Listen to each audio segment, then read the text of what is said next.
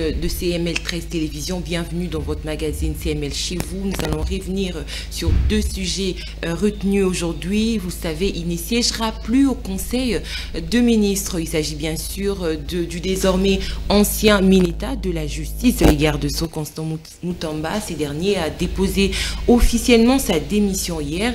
Alors dans sa lettre, dans sa correspondance adressée au président de la République, au président de l'Assemblée nationale ainsi qu'à la première ministre, il dénonce un complot politique téléguidé par Kigali, exécuté par certains leaders de l'opposition congolaise. Alors, vrai ou faux, le jeune ministre de 37 ans a réellement détourné de l'argent ou fait effectivement face à un complot politique. Alors vous le savez aussi, gestion de la chose politique, enfin gestion de la chose publique, voulais-je dire, échec ou réussite pour le gouvernement souminois, échec ou réussite pour le second mandat du président Félix Antoine Tshisekedi. Quid des prouesses de ce gouvernement qui a aujourd'hui 1 an et quelques jours d'exécution? Aussi, le dialogue en RDC, seule voie pour le retour de la paix à ce jour où finalement il y a eu signature d'accord de principe entre le gouvernement du Rwanda ainsi que le gouvernement congolais. Messieurs, dames, c'est donc des thématiques que nous allons aborder sur ces plateaux, et pour en parler, c'est avec un réel plaisir que je reçois pour vous, messieurs, Dieu merci Mouli qui signe son premier passage. Bonjour et bienvenue à vous. Bonjour Madame Tania, merci de me réserver une suite favorable. Qu'il est évident que j'aime beaucoup la télé parce que je pense que c'est un canal d'expression de ces idées, lesquelles idées doivent absolument être accompagnées ou être suivies de la discussion, de l'échange ou de la contradiction. Sinon, ça serait que de préjugés. Voilà pourquoi je vous dis une fois de plus merci. Et je suis quelqu'un passionné par la réflexion, parce que j'estime que en République démocratique du Congo, nous ne réfléchissons qu'au bout de notre nez. On n'essaie pas de réfléchir au-delà. On a l'illusion de croire que ce qui nous échappe n'existait pas non plus. On est borné dans la réflexion, pensant qu'on était dans une école de la pensée unique. Et chose que moi je ne cautionne pas. C'est ainsi que j'appelle très souvent qu'on quitte l'étape de ce que j'appelle quoi penser pour l'étape de comment penser. Parce que pour reconstruire ces pays, il faut 1000 à 1 million d'échanges pour essayer de reconstruire le pays. Sinon, il y aura que des séditions, des délations, comme on est en train de les vivre dans notre pays, 65 ans après l'indépendance. Et j'aime le dire, hein, cette phrase-là, qu'en République démocratique du Congo, on a encore les déficits en électricité et en eau, qui sont pour moi des besoins classiques pour un État moderne. On en manque farouchement. Et aujourd'hui, nous faisons face à plusieurs défis, dont notamment les défis technologiques. Je me demande bien, ces défis technologiques, nous les ferons avec quelle énergie? Déjà qui est en pleine capitale, on a un problème de l'électricité et de l'eau. À combien plus forte raison chez moi à la Mongala ou à la Chopo, précisément à Bumba ou à Kisangani? Et a fortiori dans ces coins du pays où on n'a pas de l'eau, on n'a pas de l'électricité. Vous comprenez que madame, ces pays nous exigent des forts moments de réflexion sans lesquels madame, même l'éducation, vous êtes pas ignorante que l'éducation nous pose aussi un problème à tous les niveaux, l'éducation familiale, parce qu'il y a nombre de parents qui sont qui se déclarent comme on dit, qui abandonnent la famille, pas par les propres leur vouloir, mais parce que les tissus de l'État ne prend pas en charge la population. Et voilà les combles. Même l'instruction à l'école, on peine pour y aller. L'université, voilà, on n'a jamais eu des moments de discussion sur l'économie, sur la démographie, sur l'emploi. Et la technologie, l'environnement, non, non. Au Congo, il n'y a que des débats autour des positionnements, des postes politiques. On veut beaucoup le pouvoir politique, mais sans en connaître même la quintessence, quoi faire avec. Merci beaucoup, voilà, monsieur. Merci beaucoup. Dieu merci. Merci d'avoir peint ces tableaux de façon générale. Alors, on entre dans les vifs du sujet. Constant Mutamba, il promettait une fonction, enfin, dès sa prise de fonction, de guérir une justice maladière. Il a déposé sa démission rattrapée par justement des accusations de détournement de fonds. Alors, il quitte le gouvernement souminois. Votre lecture tout d'abord. Merci, madame. Lorsque je parle de l'État congolais, ne voyez pas, ne vous fiez pas au petit sourire sur mes lèvres. C'est pas un sourire de contentement, mais c'est un sourire de désagrément, c'est un sourire de tristesse. Parce que j'ai comme l'impression que dans ces pays, nous dénonçons la même réalité.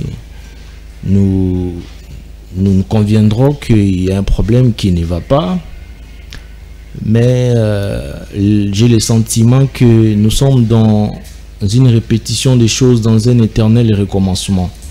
Les dossiers Mutamba, oui, éternel recommencement. Les critiques d'hier, je pourrais même aller trop loin, les critiques d'avant-hier, lorsqu'on accède à l'indépendance, les critiques de l'avant-hier ont étalé les critiques d'hier.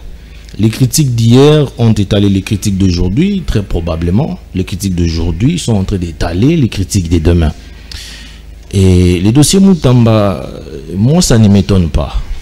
Parce que les délations, les dénonciations sont devenues notre culture. Cela est vraiment dans nos ADN. Dans notre ADN, c'est que très souvent... cela ressemble à un acharnement, cela ressemble, parfois ça peut être du sérieux, mais lorsque vous essayez de vous connecter avec les dossiers, vous voyez beaucoup de zones d'ombre. Beaucoup de zones d'ombre. De zones d'ombre, parce que avec le peu de connaissances que j'ai sur les dossiers, c'est que le ministre de la Justice, Constant Mutamba, a été sollicité la construction de la prison centrale de Kisangani, considérant l'urgence, parce qu'en ce moment-là, c'est lui qui est le juge de cette urgence, et que l'option a été levée en plein conseil des ministres, dont l'acceptation de la construction de cette prison. Mais comme ici, nous faisons face à la notion des marchés publics, il a fallu qu'on respecte un certain nombre de normes établies, donc les procédures, ou bien la procédure à suivre était démise.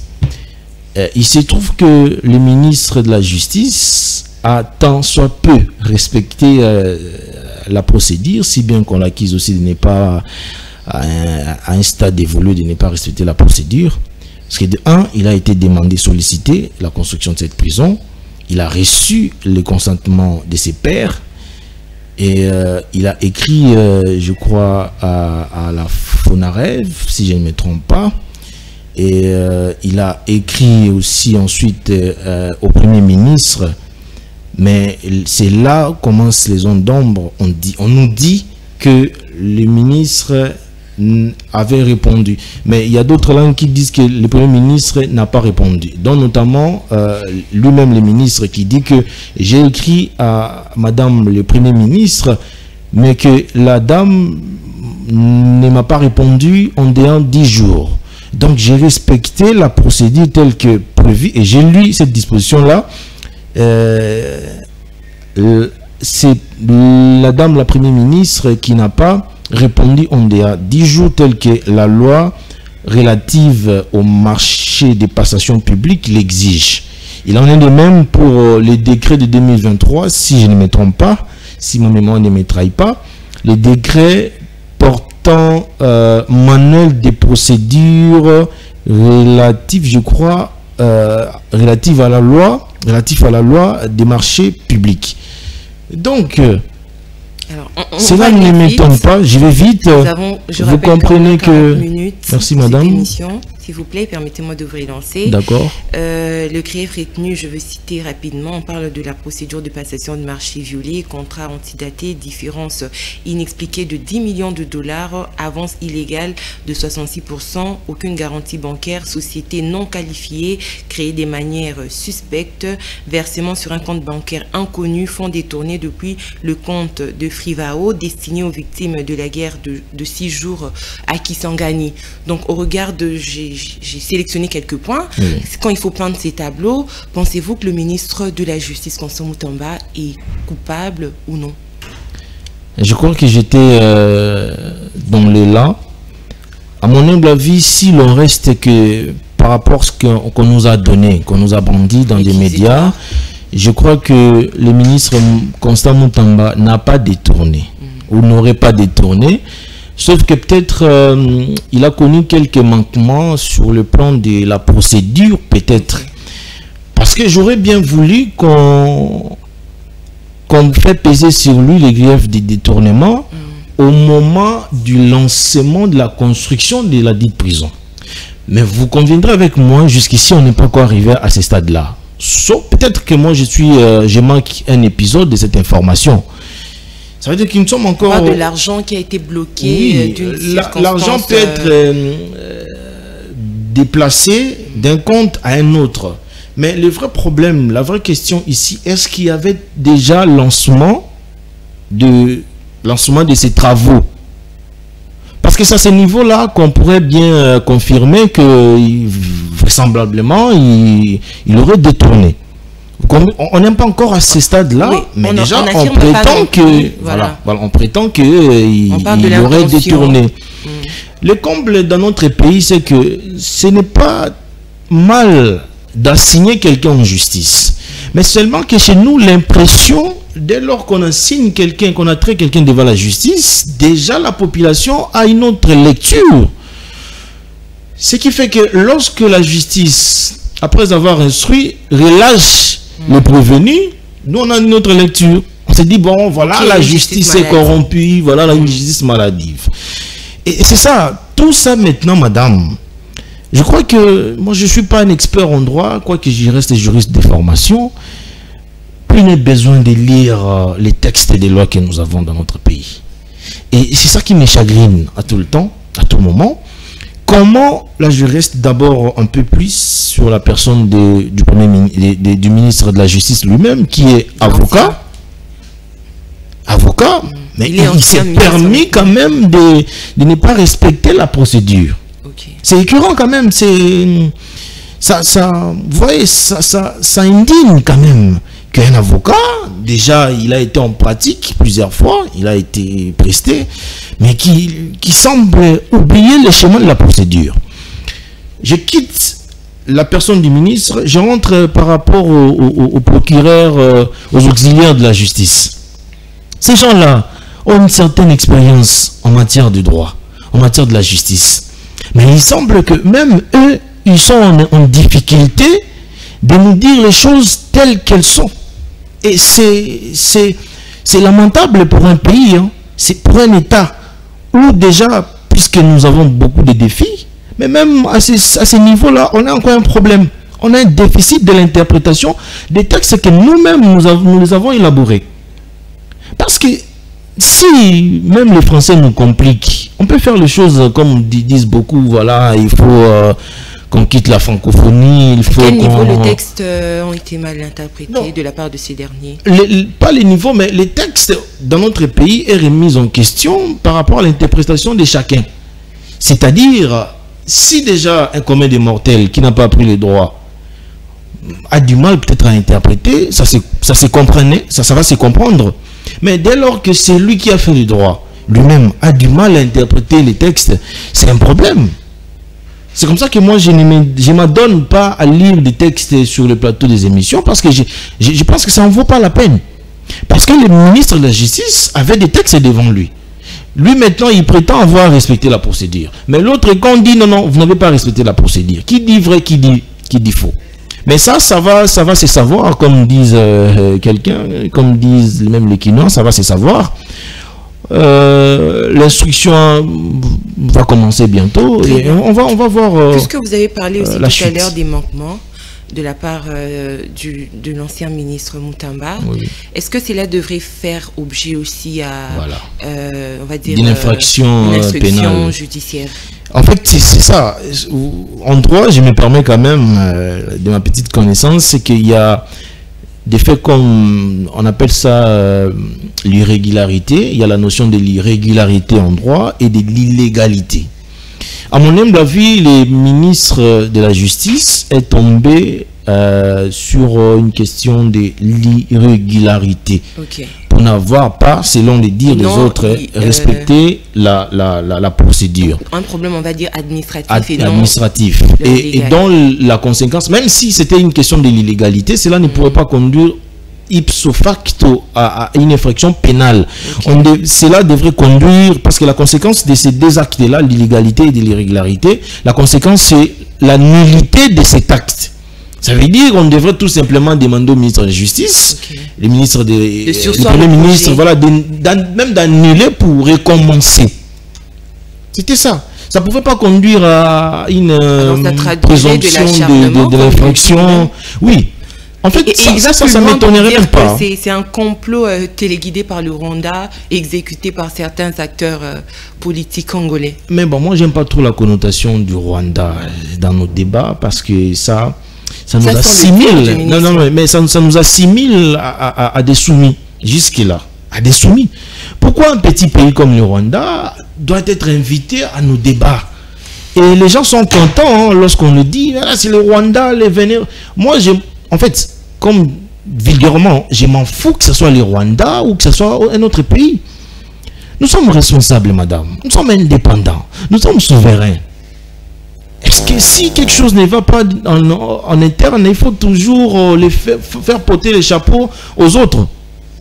Alors, dans ces cas, si on fait porter les chapeaux aux autres, dans ces cas, puisque j'ai une lecture pas trop bien pour le Congo, parce que j'estime qu'il ne reste plus rien de la République démocratique du Congo, sauf le soutien des autres. Alors, dans ces cas, alors, faisons appel aux autres. Faisons appel soit aux Occidentaux, puisque très souvent on dit que ce sont eux qui nous compliquent la vie, notre malheur c'est eux. Alors faisons quand même appel à eux, parce que nous on n'arrive pas à gérer la gestion de l'État.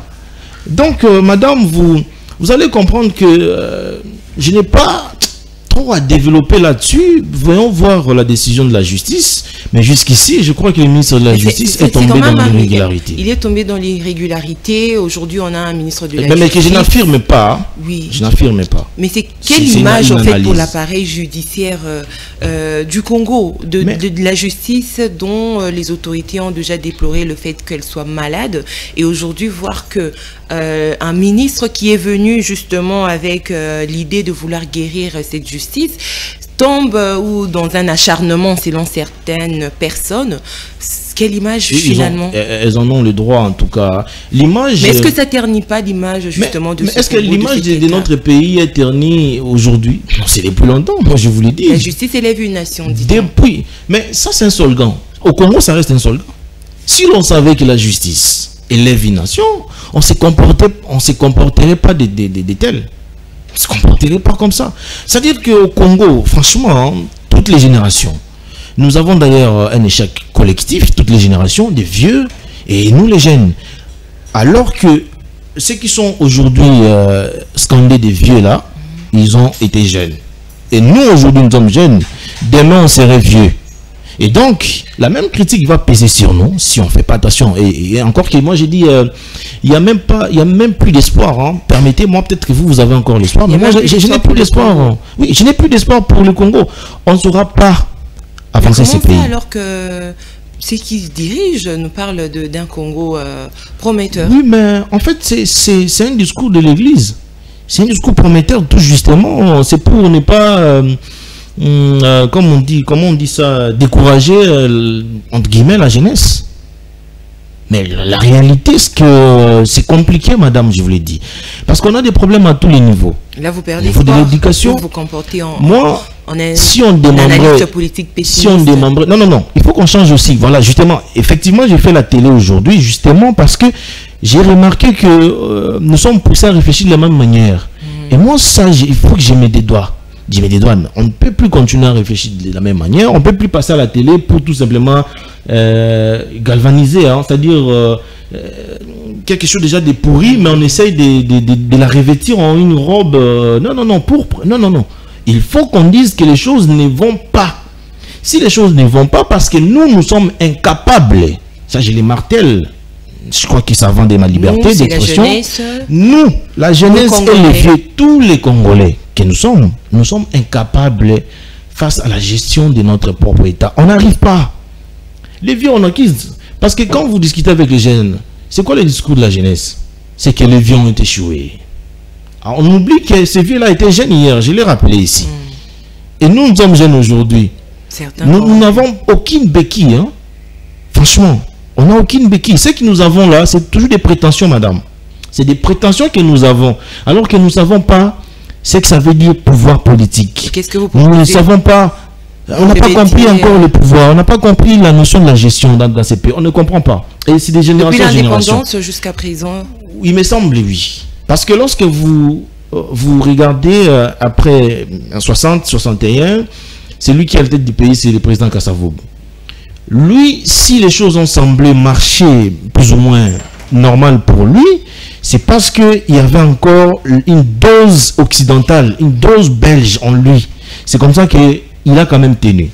Mais dès lors que l'on rentre dans l'exercice de l'indépendance complètement avec Mobutu, mais lui aussi, il a hérité en quelque sorte de l'héritage belge.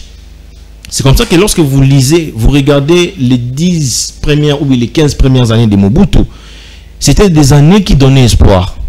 Mais lorsque il déclasse les Belges, entre guillemets les Occidentaux, à ses côtés, il fait appel à ses propres frères, dont les Congolais. Il a dit, bon, venez, on va diriger le pays. Et c'est là les décombres commencent. Donc vous voulez dire que le Congolais n'était pas prêt à diriger ce pays ou il ne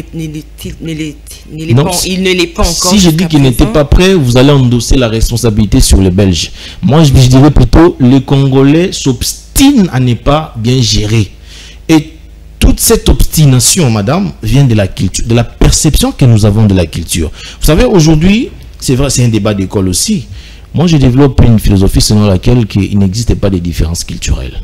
Ça peut vous choquer, ou bien même les téléspectateurs. Ça n'existait pas. Donc ça, c'est de l'essentialisation, tout simplement. C'est une considération subjective. Ça nous amène nulle part. J'aurais attendu quelqu'un dire, voilà, nous portons des noms belges, les noms occidentaux, comme Dieu merci, comme Madame Tania. On dit que ce n'est pas dans notre culture, c'est des noms importés. Et aujourd'hui, si on s'appelait par exemple Madame Tania, je ne sais pas si votre prénom c'est Tania ou bien c'est le nom. Le prénom? Le prénom c'est Tania. Moi par exemple, mon nom c'est Mouliki. Donc, pour certains Congolais, on devrait s'appeler Kemouliki et pas Dieu merci.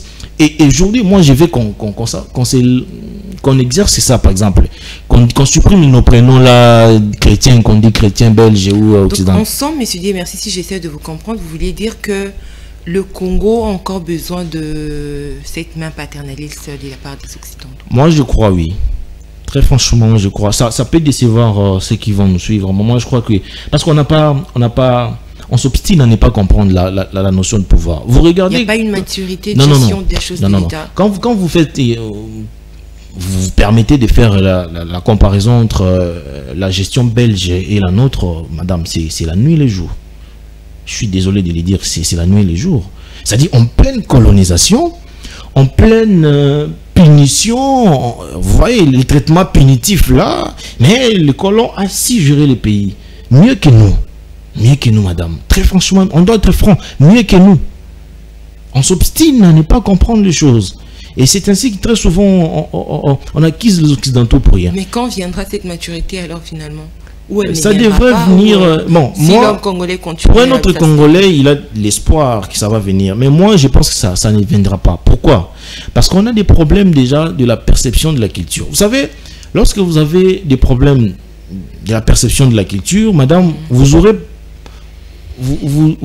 allez pas vous ouvrir à quelqu'un qui connaît. Imaginez, vous êtes journaliste, madame, et que vous êtes buté quelque part à une question, puisque le fait de vous faire prévaloir beaucoup, une surestimation, vous n'allez pas faire appel à votre confrère Jonathan. Vous n'allez pas vouloir. Parce que vous allez vous dire, bon, il va se manquer de moi. Vous voulez parler de Nathan. Nathan, voilà, Nathan. Parce que vous allez dire, non, il va se manquer de moi. Il ne faut pas que je fasse appel à lui. Je vais essayer, coûte. Vous tenez mon handicap dans quelque chose dont vous n'allez pas vous en sortir, mais vous tenez quand même mon handicap. Il y a beaucoup de gens qui donnent aujourd'hui l'exemple du Burkina Faso, Mali, Guinée. Mais ces gens-là se trompent. Ils se trompent à quel niveau? Ils se trompent au niveau où on dit, voilà, il faut qu'on quitte le paternalisme. Alors que eux-mêmes, les Burkina Faso, les Mali, sont toujours dans la même logique. Ça veut dire qu'on déshabille Saint-Jean pour Saint-Paul. Saint-Jean, ici, c'est les Occidentaux. Dans la connotation de l'Union européenne avec l'OTAN, on déshabille Saint-Jean. Et pour habiller Saint-Paul, Saint-Paul dans la connotation, c'est que la Russie, par exemple. Alors que la Russie et l'OTAN font partie de la grande Europe, tout simplement. Je ne vois aucune différence. Mais puisque c'est une question de choix, ok, c'est leur propre choix. Et si aussi nous, aujourd'hui, nous estimons qu'on peut faire ces choix-là, bravo. Mais moi, je pense que mieux vaut un diable qu'on connaît qu'un ange qu'on... Non, c'est ce qu'on dit, hein. Mieux vaut un diable qu'on connaît qu'un ange qu'on ne connaît pas. Très bien. Alors aujourd'hui, comment guérir l'appareil judiciaire finalement congolais? Bon, madame, non, moi, c'est à tous les niveaux, madame. Parce que je vous ai dit...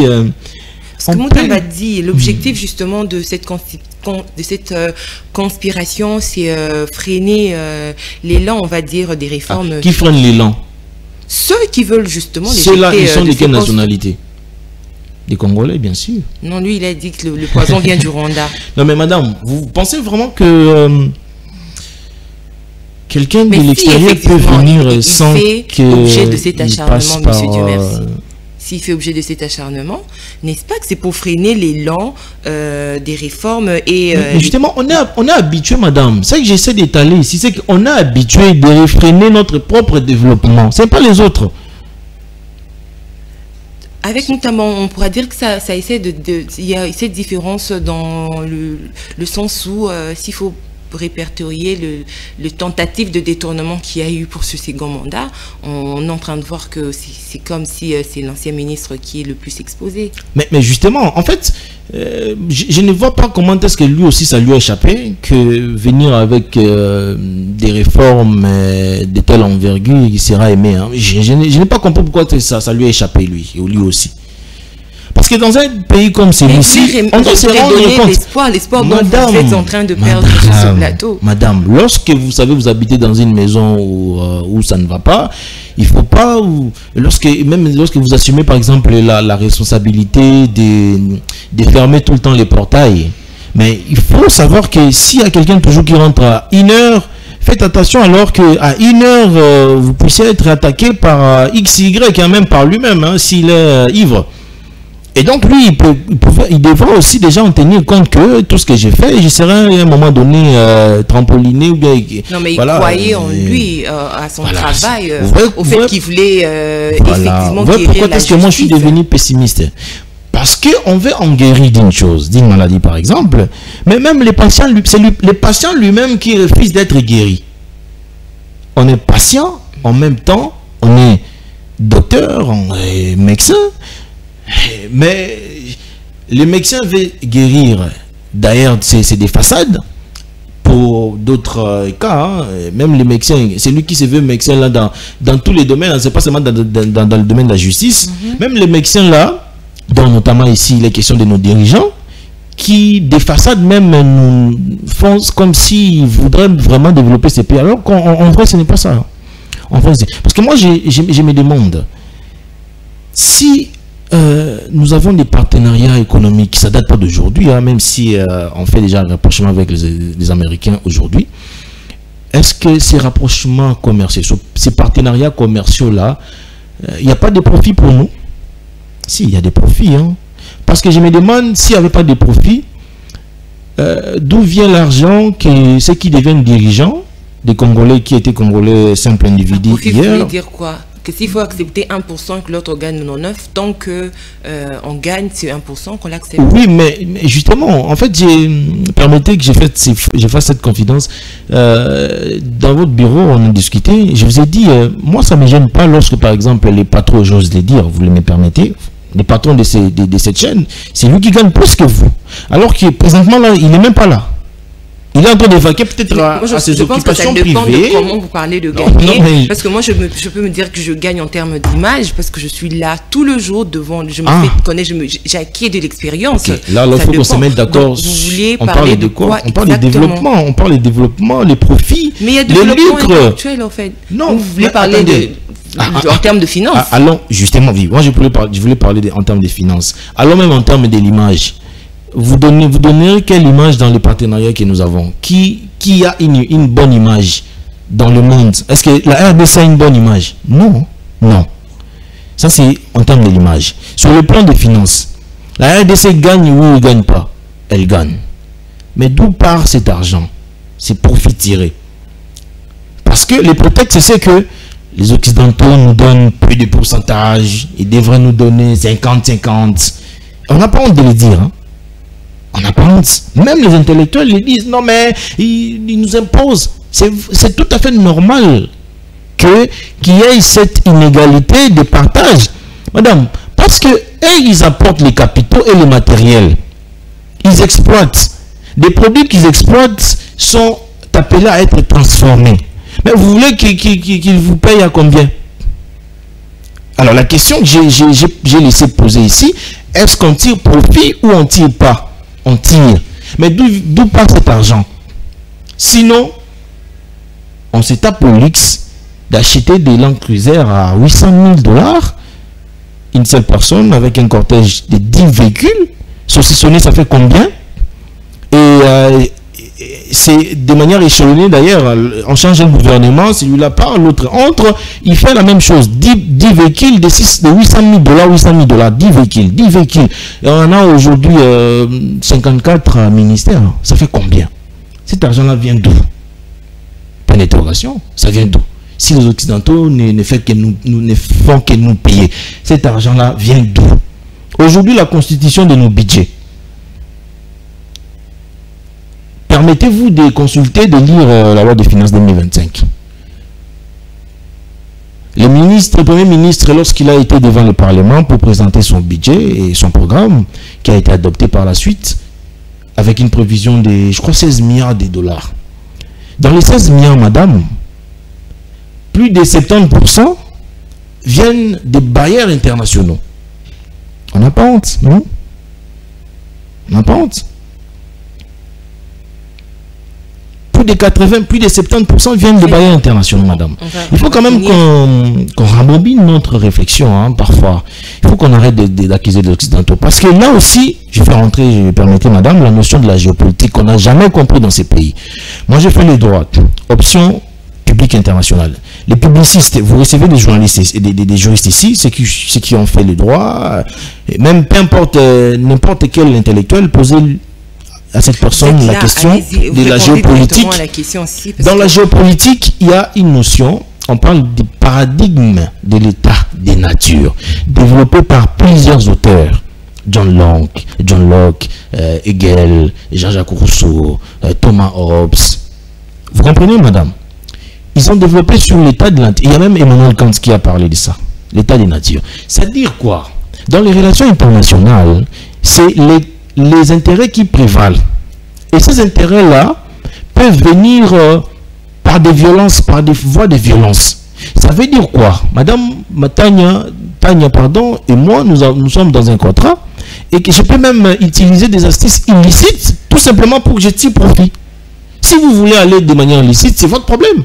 Mais puisque vous vous enlissez dans une manière de l'illicite, n'obligez pas non plus à prêter la même voie que vous. C'est comme ça que les États qui sont puissants, qui sont forts là, voudront demeurer dans leur puissance. Ils font des choses comme ça. C'est à nous de comprendre. D'ailleurs, je disais en géopolitique, en droit international, il y a 3 éléments évoqués par les auteurs qui démontrent que le droit international, c'est un monde, c'est un univers comment on dit, c'est un univers de désordre. Anarchique, voilà. C'est un monde anarchique. Et il y a 3 éléments, la confiance, la méfiance, le mépris et la rivalité qui caractérisent les États. C'est comme ça que, au nom de ces trois éléments, aujourd'hui, les États-Unis veulent toujours être puissants. Et c'est au nom de ces trois éléments, aujourd'hui, la Chine, par exemple, faible hier, s'est construite en puissance. La Pologne s'est construite en puissance. L'Arabie Saoudite s'est construite en puissance. En 1990 ici, pour les cas de l'Arabie Saoudite, en 90, hein, nous sommes en 1990. Le Qatar s'est construit, le Kiba s'est construit. C'est au nom de ces trois éléments. L'Iran s'est construit au nom des trois éléments. Mais pour la RDC, on ne comprend pas ça. On ne comprend. Le problème, c'est qu'ici, on ne comprend pas la notion de la géopolitique. Nous, on pense que les autres devraient nous caresser. Non, non, non, non. Il n'y a pas question de caresse. La collaboration avec les États-Unis aujourd'hui, voilà.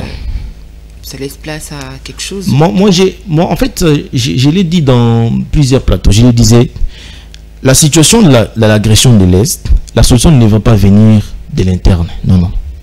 Ok. Venir de l'interne, ne pas venir de l'interne ne veut pas dire qu'on ne devrait pas avoir des initiatives en interne. Non, non, non. Il faut nuancer. Mais la vraie solution, parce qu'ici, mon entendement, c'est une solution durable. Parce que la guerre, on dit, c'est 30 ans, année pour année. Mais quelque chose qui date de 30 ans, vous vous dites, non, bon, il faut toujours dialoguer. Oui, on peut dialoguer, c'est des initiatives internes, mais qui n'aboutit à une peu que de façade. Voilà. 5 ans, et puis la 6e année, on reprend avec les frustrations. Moi, je le disais tout le temps, la solution et je continue d'ailleurs, la solution de l'agression de l'Est, madame, ne viendrait que de l'extérieur.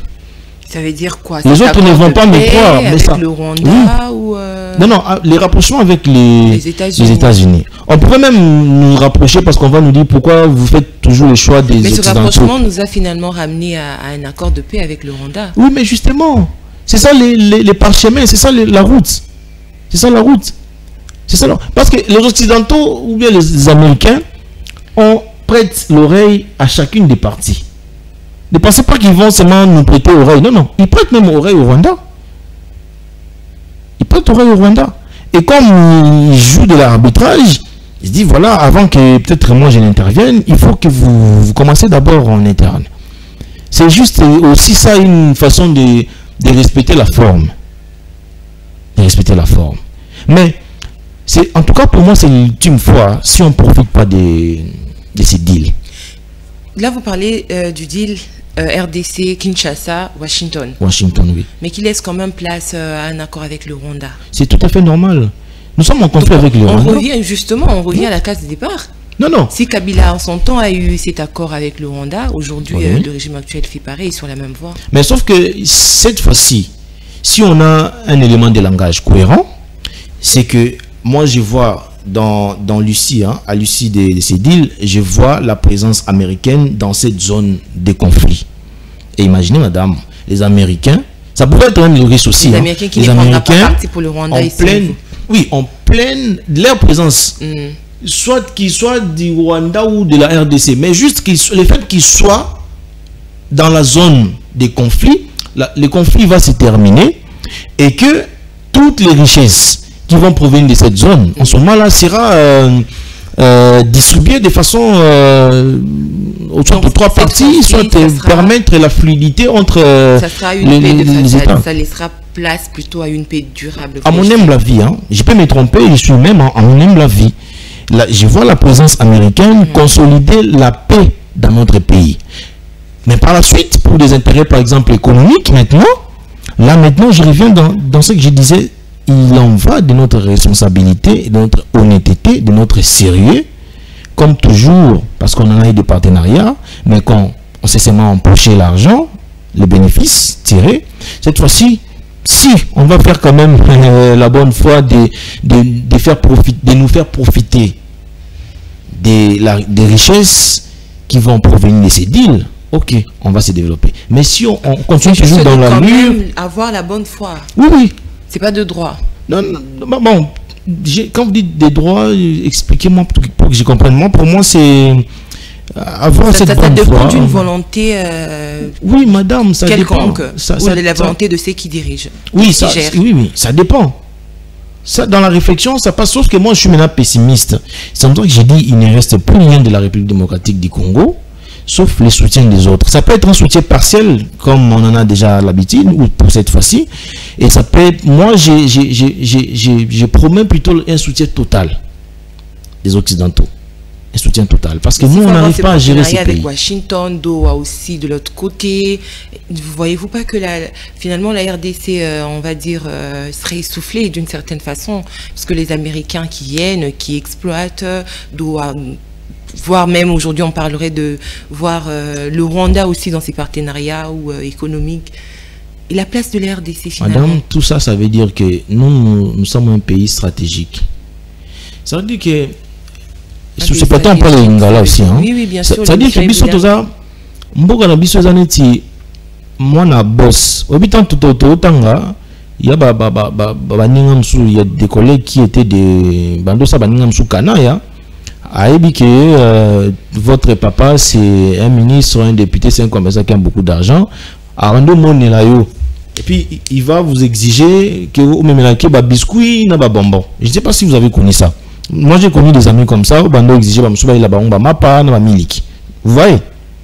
Et soyez na ngote akanelio après école yo peut temps mususu vu que bi que non robeta yo vous êtes obligé de lui apporter cela chaque jour. Mais pour mettre fin à ça, qu'est-ce que vous faites? Soit vous le confrontez à quelqu'un qui a la même taille que lui, soit vous acceptez ces conditionnements-là pour que vous ayez parce que quand on a un niveau que vous avez soit vous avez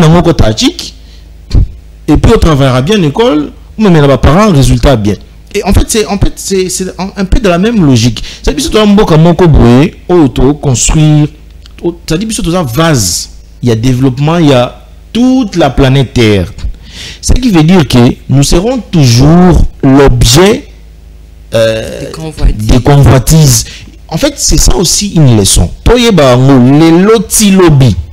Puisque richesse aux anango, il y a un des construit mokili, toute la technologie, tout ça des pointes. Toujours objet à convoitise. Et ce qui est maële, tout développer stratégie qui est basé sur les 100% par exemple à profit. So basé 60 des trucs à bazouaka. Hein? Bisous dire à 30 madame. Est-ce que les 30% là ne vaut absolument rien? Dans les 30% chaque année, tous on a dit là 10 ans. Bon, 30% chaque année, 10 ans, ça fait combien? Ça fait 300%, non? 300% là, ça ne peut pas construire des routes. Parce qu'au Congo, 65 ans, quand la route m'a dit, que la biso belge, il y a un monde qui a nango. C'est comme ça que récemment, il y a un certain litige né entre les conducteurs de gros véhicules et le gouvernement. Sonia, c'était honteux, 65 ans, même balabala, très bien, après donc on entre directement, on prend notre dernière thématique, on chute par là. Je rappelle que vous êtes en direct de CM13 Télévision. Nous avons reçu pour vous, monsieur Dieu merci, Moliki, il est analyste politique, juriste de formation. Alors, monsieur Dieu merci, on va prendre les bilans de Tshisekedi en 2 ans et on va dire c'est lui du gouvernement souminois. Est-ce que je pars du cas Moutamba, c'est un élément qui démontre à suffisance que finalement le président Tshisekedi ne réussit pas son second mandat. Pourquoi? Parce qu'il avait promis autrefois de corriger les erreurs du passé, mais nous voyons que ces erreurs ne sont pas corrigées et que la justice, elle est toujours malade. D'autres personnes sont en train de dire qu'elle est déjà au coma, à l'agonie, et d'autres on pense que les funérailles sont en train d'être organisées pour cette justice. Merci madame, vous avez le choix de commencer par les négatifs. Pourquoi vous n'avez pas commencé par dire que bon, tout ça aussi ça peut être l'indice? Oui, mais ça peut être aussi l'indice de ce qu'il avait promis. Qui sait?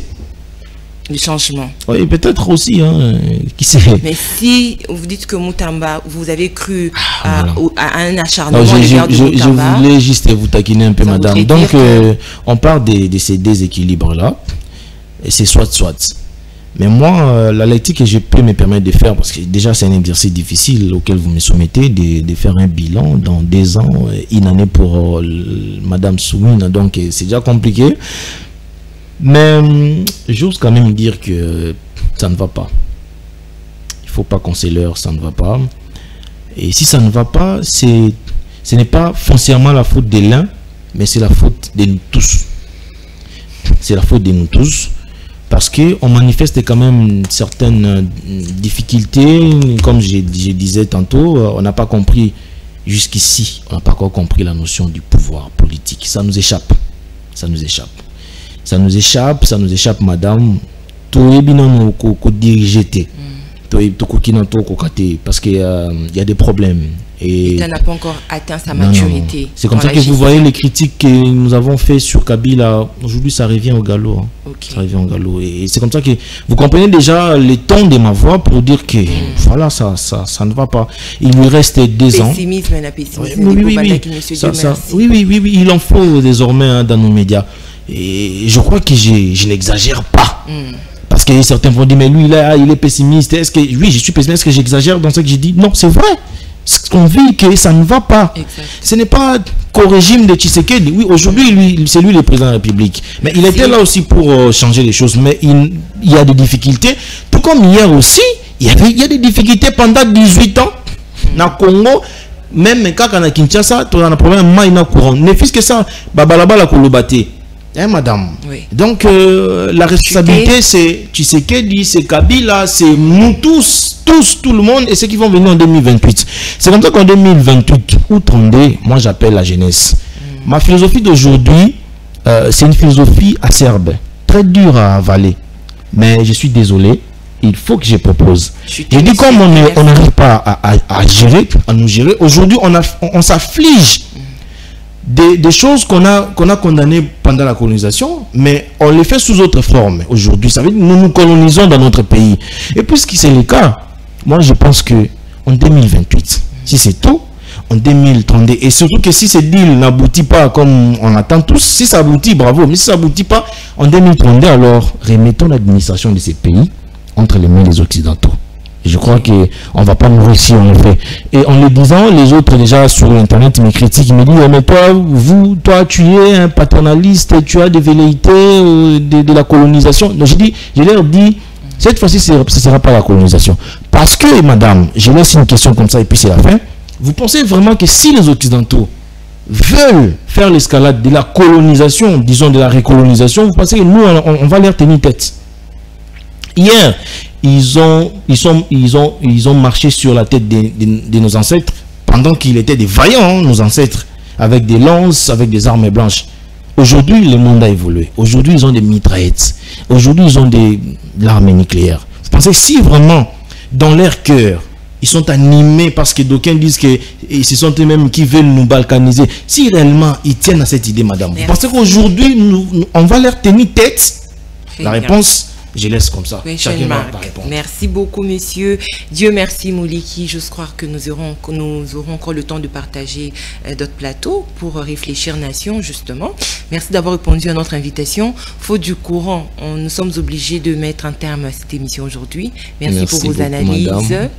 Merci également à l'équipe technique de CML 13 Télévision. Je rappelle que notre invité s'appelle Dieu merci Mouliki. Il est analyste politique indépendant. C'est avec lui que nous avons échangé durant pratiquement 45 minutes. Alors, on se dit à demain pour le dernier numéro de la semaine de votre magazine CML chez vous. Je rappelle que Merlé vous sera l'invité du jour. Alors, d'ici là, restez branchés au programme de votre chaîne CML 13 Télévision. Au revoir. Merci.